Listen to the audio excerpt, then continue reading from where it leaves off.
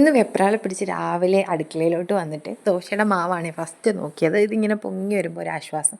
ഇത് മാത്രമല്ല, കുറച്ചുകൂടി ബാക്കിയുണ്ടായിരുന്നു. ഞാൻ 2 പാത്രത്തിലായിട്ട് ഒഴിച്ച് വെച്ചു. അതാകുമ്പം ഓരോ ദിവസവും എടുക്കാമല്ലോ എന്ന് വിചാരിച്ചിട്ട്. അപ്പോൾ ദാണ്ട് അതൊന്ന് പൊങ്ങി വന്നിട്ടുണ്ടായിരുന്നേ.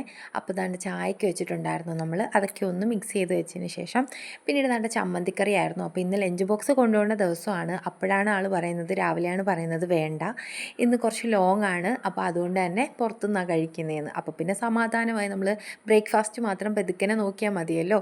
പിതുക്കനേന്നല്ല, ഒരു അരമണിക്കൂറിനുള്ളിൽ ബ്രേക്ക്ഫാസ്റ്റ് റെഡിയാക്കണം. അപ്പോൾ പിന്നെ ഞാൻ തേങ്ങ തിരിഞ്ഞതിരിപ്പുണ്ടായിരുന്നു.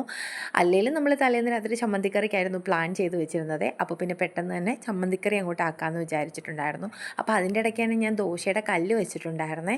അപ്പോൾ ദാണ്ട ചുടുന്നുണ്ട്. ഇത് ഏറ്റവും വലിയ ബർണർ ആയതുകൊണ്ട് തന്നെ നല്ല തീ വരും. അപ്പോൾ അതുകൊണ്ട് ഞാൻ ഒരു ദോശ ചുട്ടിട്ട് അവിടെ നിന്ന് ഈ ചമ്മന്തിക്കറി റെഡിയാക്കിയതിന് ശേഷം അതെടുത്ത് ഇപ്പുറത്തോട്ട് മാറ്റിയിട്ടുണ്ടായിരുന്നേ. അപ്പോൾ ചമ്മന്തിക്കറി തന്നെ നല്ല ടേസ്റ്റാണ് കേട്ടോ.